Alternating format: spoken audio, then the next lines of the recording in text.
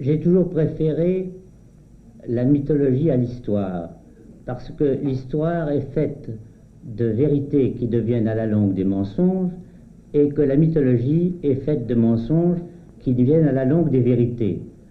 Et si j'ai la chance de vivre encore dans vos esprits, c'est sous une forme mythologique. Et je vais vous expliquer pourquoi. Qu'est-ce que c'est qu'un poète?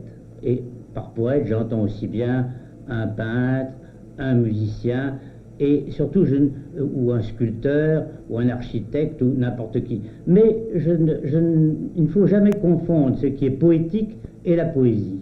La poésie est une sorte de mathématique supérieure, et aussi, il ne faut pas oublier qu'elle est presque toujours prophétique. Il y a chez le poète un prophète.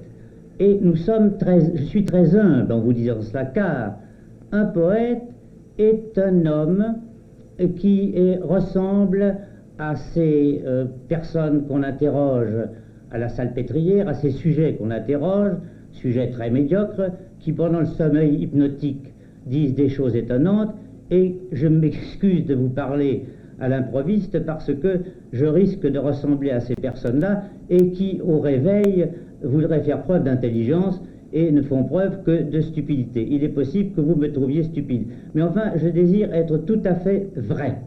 Eh bien, le poète est, en quelque sorte, la main-d'œuvre d'un moi plus profond que lui-même et qu'il connaît très mal, de forces mystérieuses qui l'habitent et qu'il connaît très mal. Je me permets même de dire d'un schizophrène qui nous habite tous, dont les grandes personnes ont honte, presque toujours, dont toute une partie de l'humanité a honte, et dont les héros, les enfants et les poètes n'ont pas honte.